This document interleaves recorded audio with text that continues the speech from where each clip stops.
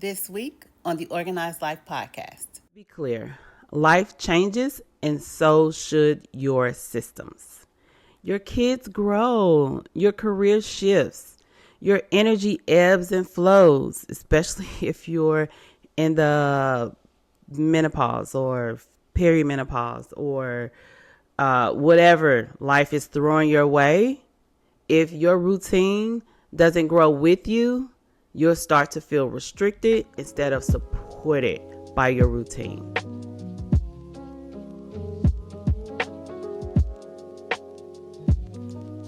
Hey. Welcome to episode 4 of the Organized Life podcast, where we are creating a movement with powerful organizing strategies and systems that actually save you space, time, energy, and money.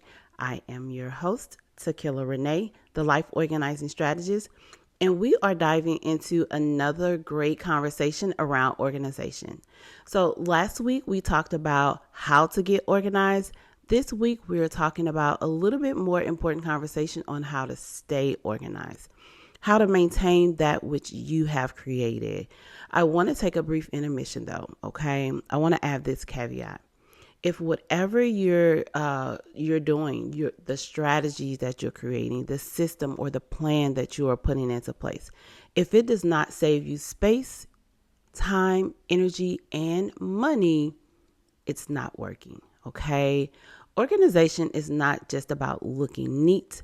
It should create some relief in all 4 areas: space, time, energy, and money. So every system you build should give back to you. It should give something back to you. More space to breathe, more time to focus, more energy to enjoy life, and more money. Okay, you're no longer buying things that you already own. So if it's not doing that, it's time to make some adjustments. Okay. Back to our regular schedule program. So let's be honest, staying organized is challenging. Not because you don't know how to clean up, not because you don't know how to sort things and put them into bins, but because maintaining order requires a different skill set. It requires a different strategy and focus, okay? Yes, you've had those moments of motivation. You've purged the clutter. You've put some systems into place, right? You've color-coded everything in sight. You've promised yourself, this time I'm going to stay organized. I'm going to stay this way. But then life happens. The laundry piles up. The counters get filled. The schedule gets hectic. And suddenly you're back to where you started, resetting, redoing, and wondering why nothing ever sticks. It's not that you don't, want to stay organized. It's that no one ever taught you how to live the organized life, how to maintain that which you have created. So listen, in most cases, it's not that you are lazy or because you're lazy. It's just that you don't know how to sustain that strategy or systems that you put in place to fit your life. I always talk about what we create has to fit us, not what we saw on social media. So that strategy and that system that you put into place, it has to fit your life. As the Organized Life strategist and founder of Extreme Audacity Organized Solutions, I've helped countless people stop the cycle of constant reset, restart, right? Creating that lasting order that supports their peace, productivity, and pushes them towards purpose. All right. So here's the truth. Staying organized is not a mystery. It's not magic. It's just about a lifestyle that you have to create. So today I'm going to walk you through 7 principles that I believe will help you to do just that. Number 1, you're going to learn how to anchor everything in your why. Number 2, to reset your mindset. Number 3, to create and build a clear strategy. Number 4, to set up sustainable systems. Number 5, to strengthen your routine. Number 6, adaptability matters more than perfection. Number 7, and how to set boundaries that protect your peace and your progress. So if you're ready to break the cycle and finally create a home and a life that support your peace, productivity, and purpose, this episode is for you. Okay. So let's go. We're going to start off by killing some myths. Okay. Living an organized life is not a one-time event. I've talked about this in probably every single episode up to this point. It's not, a weekend project that you check off your never-ending to-do list that you never revisit. Real organization is a way of living. It's a rhythm. It's a mindset. It's a commitment. When you treat it as a lifestyle instead of a quick fix, something powerful happens, okay? Your system becomes habits. Your habits becomes a rhythm. And those rhythms start to support the life that you actually want to live. So we're going to walk through these 7 principles that I just told you about. And I'm going to teach you what I teach my clients to help them stay organized. It's not just the weekend, but it's a lifestyle. It's not that weekend project that you put off for forever. It's a lifestyle that we create and we maintain. So the first one we're going to talk about is anchoring everything in your why. Every major transformation that happens in our life, it starts with a why, right? Getting organized is no different. When my clients come to me, usually they already have their why. Even if they haven't said it out loud, they have it. That why is what causes them to make the phone call or to fill out the contact form on my website, right? Some of their whys could be they're just tired of being cluttered, right? They're tired of running late. And then there those, who are just overwhelmed by clutter and chaos and craving some sense of peace or relief. Maybe their family is growing, right? Whatever that why is, their why had them to take the first step. Once you find your why, sit with it. One of the techniques that I like for my clients to try, and I think you should try also, is to ask yourself why 7 times.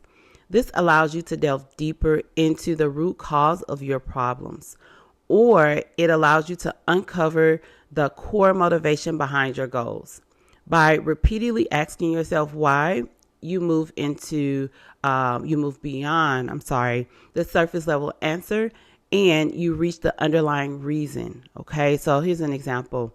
I want to get organized. Why? Because I'm tired of living like this. Why? Because I don't want my children living like this. Why? Because it feels unhealthy, right? So you just keep going and keep asking yourself why.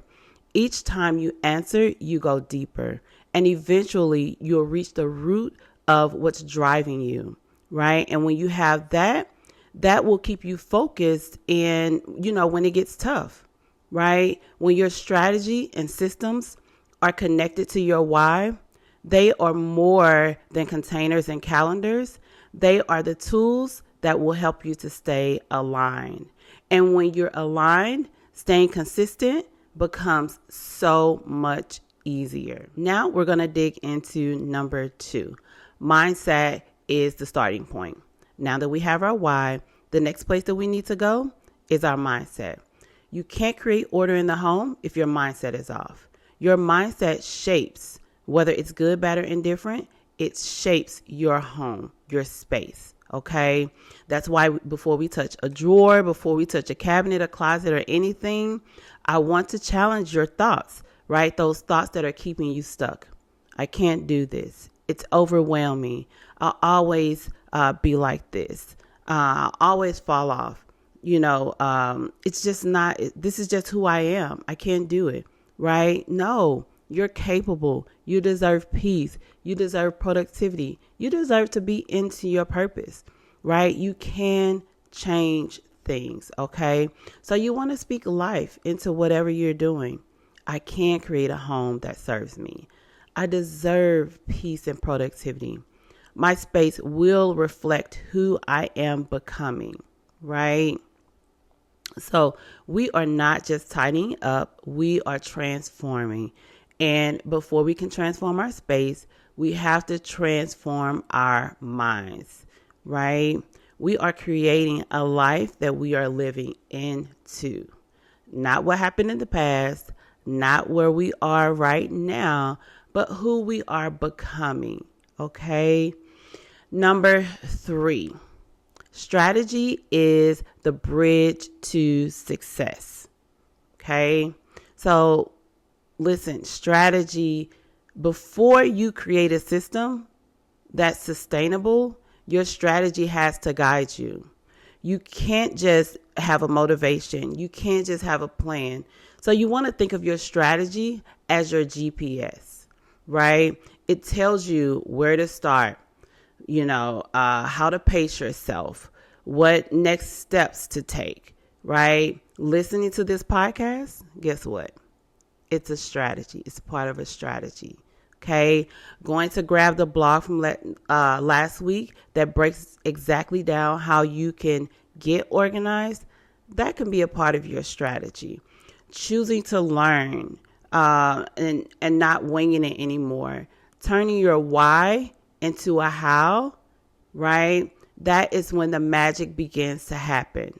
So you have to get that strategy in place because your strategy is going to guide you. Okay. So let's talk about number 4, right? So remember, number 3 is your strategy is the bridge to success. Number 4, your systems are what sustains you. Okay. Now that we have our why, now we have our strategy. Okay. It's time to implement some systems. Okay. So let's be clear. Trying to stay organized without systems, it's like paying off your credit card without changing your spending habits. It feels good in the moment, but the same problem keeps returning, keeps arising, right? Systems are repeatable routines that make life easier. They protect your space, they protect your time, they protect your energy, and they protect your money. If your pantry seems to get messy quickly, try touching it up the day before you go to the grocery store, right? Before you do your grocery run. If your laundry is constantly piling up, you want to create a schedule, right? A schedule based on your lifestyle, your household. For me, I do my laundry weekly, okay? I wash and dry on Saturdays, and I fold, put away, and hang on Sundays, right? My oldest son, he has his routine.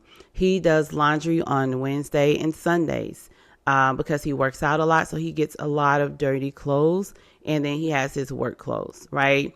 And I didn't create this system for him. He's very much my son, and he has created his own organization for his own life, and he thrives in it. But listen, y'all, okay. When something or someone or anything gets in the way of his routine and his lifestyle, he gets super irritated. And we're working on that, okay? So we'll talk about that. And I think that's number 6, how to make adjustments. But listen, my younger son, he's our free-spirited child, okay? Well, I'll just let you guess when he does his laundry. Okay, so the key to creating a sustainable system is to start small, right? Build as you go. You don't want to try to put a system in place for everything at one time.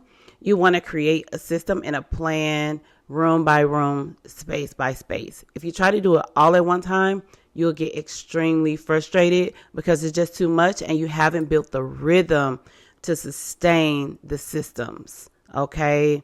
So remember, your systems should serve you. They should not stress you. Okay. Number 5, routines are the backbone of order.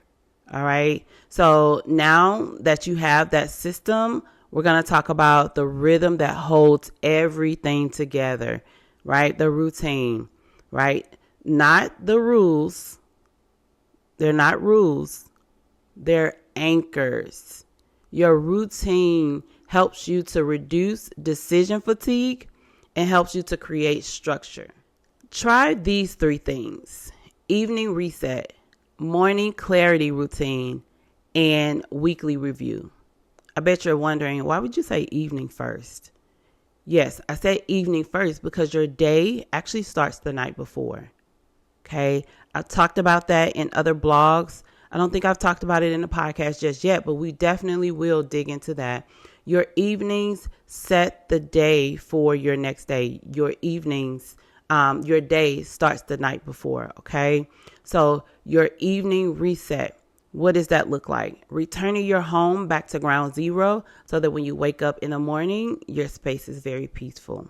Your day, it runs smoother when you have a plan. Your house is already set. Like, it's not messy when you wake up, right? You want to take 5-10 minutes to get your house back in order, and make sure you get the family involved. Don't do it alone, right? These are just some examples, right? So you got to figure out what works for you, but you must remember to create a system and a space that works best for you, right? A routine that works best for you. So that evening routine should be reflective of how you live your life, right? So then we get into the morning clarity routine. So what you want to do for that, spend 10-15 minutes, whatever it takes for you, to review your plans for the day.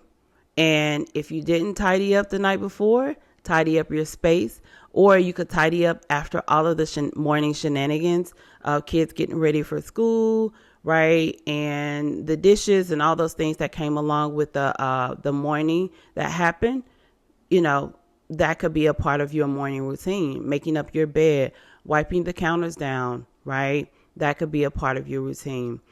Whatever you do, remember, it needs to support your life and your space. Okay. Then your weekly review. What does that look like? You want to choose a day to do your meal prep, to cleaning, right? Clean out your bag, your car, right? Check your schedule for the next week. Routines enforce your systems, and it gives your brain structure that it craves. Okay. So that weekly review helps you to prepare yourself mentally, physically, emotionally, spiritually. That weekly routine, that weekly review, it really benefits your life overall. Number 6, we are talking about adaptability matters more than perfection. Let's be clear.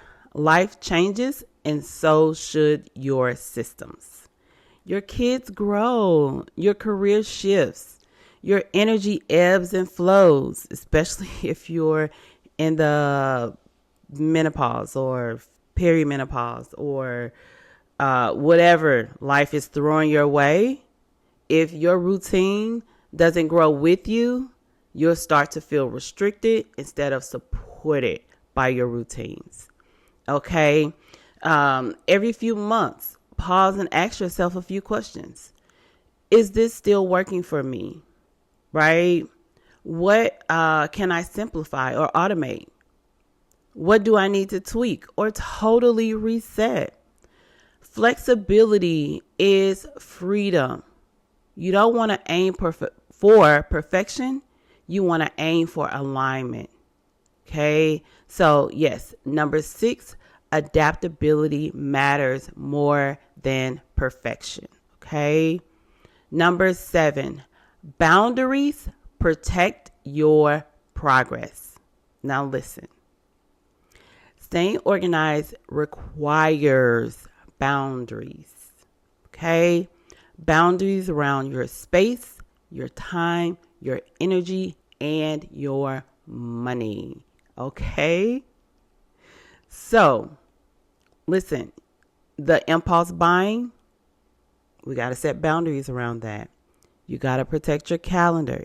You got to guard your mental bandwidth, right? You got to delegate where needed.